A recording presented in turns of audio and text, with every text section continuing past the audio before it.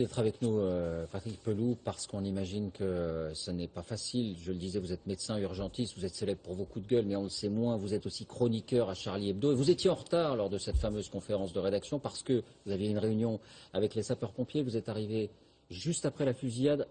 On vous voit sur ces images porter les premiers secours, essayer d'aider autant que vous pouvez. Vous avez eu le malheur d'être un des premiers sur la scène de crime, entre guillemets, 36 heures après. Dans quel état d'esprit êtes-vous? Comment ça va? Tout simplement. Je sais même plus si je vais. Mais bon, moi ça n'a pas beaucoup d'importance. Il y a toutes les familles des victimes, que ce soit de Charlie d'ailleurs, ou les victimes des policiers ou du technicien qui ont été abattus. On vit un drame national qui dépasse Charlie d'ailleurs. On tient parce que ceux qui sont morts ne doivent pas être morts pour rien. Ils ont été attaqués alors que la conférence de rédaction, le thème du journal, c'était la lutte contre le racisme. On allait faire un numéro contre le racisme. On continuera à en faire. Parce qu'ils sont représentatifs de rien, ces gens qui ont tué mes amis. Et comme disait dans votre précédent reportage, des gens, c'est pas l'islam. C'est pas l'islam, ça. À quoi pensez-vous ce soir? Vous pensez à eux? Vous pensez à ces meurtriers? Vous pensez à cette bêtise? Vous pensez à cette horreur? Ou vous pensez... Je pense sans arrêt à mes amis, mais bon. Je pense sans arrêt à eux. Et comme on a décidé de faire le journal, j'ai l'impression que Charles va m'appeler tout à l'heure pour me demander, pour me donner des éléments. Comme ça se passait chaque semaine? Ouais. Enfin, Charles, je l'avais à peu près au téléphone toutes les 6 heures, parce que c'était comme ça, c'était mon ombre. Qu'est-ce que vous voulez? Il y en a d'autres qui perdent des proches. Mais c'est pas ça, c'est que si vous voulez, quand vous voyez l'élan qu'il y a au niveau national et au niveau mondial, vous vous dites vraiment que ce journal a apporté quelque chose à la liberté. Que c'est pas un journal qu'on a frappé, là, on a frappé l'ensemble des journaux et que on a un besoin d'intellectualiser le monde moderne pour pas repartir dans des idées moyenâgeuses. Et là, on est tous responsables, ceux qui vous regardent, vos journaux, tout ce qu'on fait chaque jour. Ça veut dire des choses. Vous voyez, quand vous voyez tous les gens qui ont fait ces minutes de silence, là, c'est merveilleux. Beaucoup de monde. C'est merveilleux. Et j'espère qu'on sera le plus nombreux possible dans les villes pour les manifestations de dimanche. C'est pas un rassemblement autour du journal, parce que on a bien vu, on faisait de l'humour, on fait de la caricature, on se marre. Il n'y a aucune dictature, aucun intégrisme. Je ne sais pas si vous avez remarqué qui manie l'humour. L'humour, c'est quelque chose qui est fait par des gens qui savent ce qu'est la culture, ce qu'est le goût des autres. C'est ça qu'ils ont porté. C'est ça qu'on va continuer à porter. Quelques images peut-être qui vont vous mettre du baume au cœur, en tout cas on l'espère. Un documentaire était en cours de tournage sur Charlie Hebdo. Vous aviez peut-être croisé son réalisateur, Jean-Marie Pasquier. Il nous a permis de diffuser ces quelques images où on voit ceux qui ne sont plus là aujourd'hui au travail. On les entend aussi commenter ces menaces. Anne Guéry. Un policier en faction au cœur de la rédaction, c'était la routine à Charlie Hebdo depuis 2011. Et tout autour, des dessinateurs au travail, imperturbables comme Cabu. Le lundi, il faut fournir 40 dessins et choisir la une le mardi. Le choix, dans une ambiance bon enfant, chacun a son mot à dire. Un dessinateur de presse que Dodo est l'artiste. Un unique cliché retenu pour la une comme en juin 2013 sur les inondations, sur un critère et un seul. La une, par exemple, doit être un coup de poing dans la gueule. Et le dessin de presse, c'est vrai que le dessin de presse est plus près du coup de poing dans la gueule que du dessin d'humour, par exemple, ou que de l'estampe japonaise.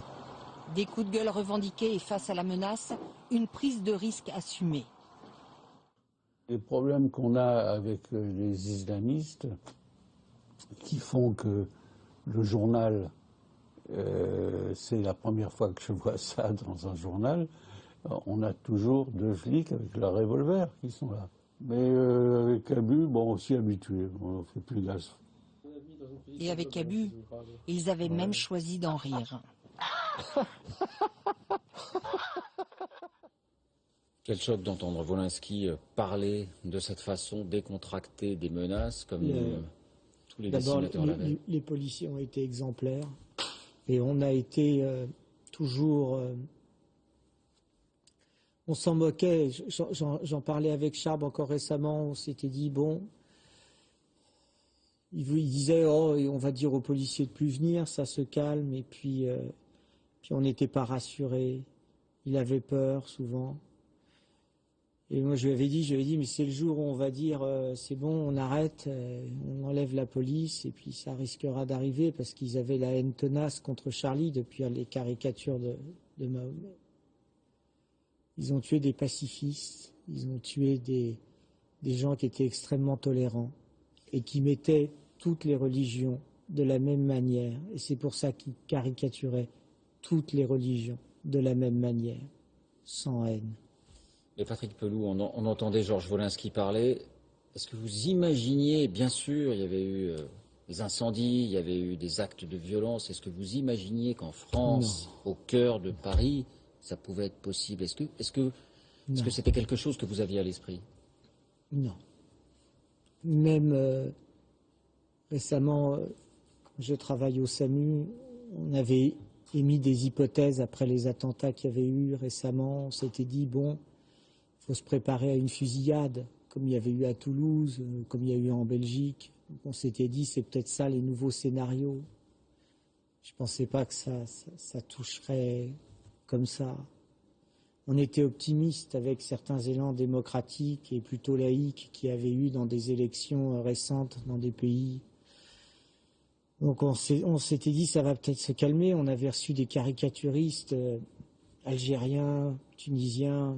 Il y a beaucoup d'échanges en fait entre ces artistes. Parce que le caricaturiste est à la fois journaliste, dessinateur, artiste. Ce sont des artistes, vous voyez. Et on ne s'attendait pas à ça. Et comment on peut s'attendre à ça? Mais personne ne peut s'attendre à ça.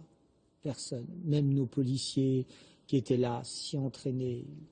Ce n'est pas possible. On ne peut même pas dire que ce sont des fous parce que c'est insulter les fous, en fait. Ça, c'est un mot que Charb aurait aimé, peut-être. Patrick Pelloux, parlons de l'avenir, parlons de maintenant. Tout le monde se mobilise pour Charlie Hebdo. France Télé, parmi beaucoup d'autres, pour vous aider. Charlie Hebdo reparaîtra. Oui. Charlie Hebdo revivra. Il y a eu, c'est ce que vous avez dit? Oui. Ce matin, on s'est réunis. Ça a été un peu difficile parce que c'était très douloureux, parce qu'il en manquait, évidemment. Mais on a décidé de sortir le journal. Pas tant pour nous, parce que c'est vrai qu'on n'a pas trop la patate en ce moment, mais on va le faire pour les gens et parce que on n'est pas tout seul, vous voyez. Voilà.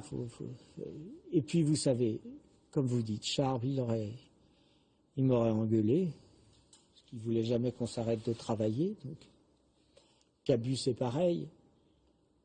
Georges Wolinski, c'était pareil. On n'a pas cité, mais Elsa, qui a été tuée dans la fusillade et qui a été psychanalyste et récente chroniqueuse dans le journal. Elle aussi, il fallait sortir le journal. Parce que vous savez, c'est important de sortir un journal. Vous le savez, vous le faites tous les soirs. C'est pas le même que nous. Vous avez des feuilles sur des écrans, mais c'est la démocratie, c'est la vie. Donc ça va continuer. Ça va continuer, parce que je vous dis que vraiment, la culture, une société humaniste, elle rit et elle sourit. Et elle sait rire, elle sait sourire. Les dictatures ne savent jamais rire et sourire. Merci Patrick. C'est moi qui vous remercie. Prenez soin de vous. On s'associe à votre douleur, à celle de toutes les familles des victimes.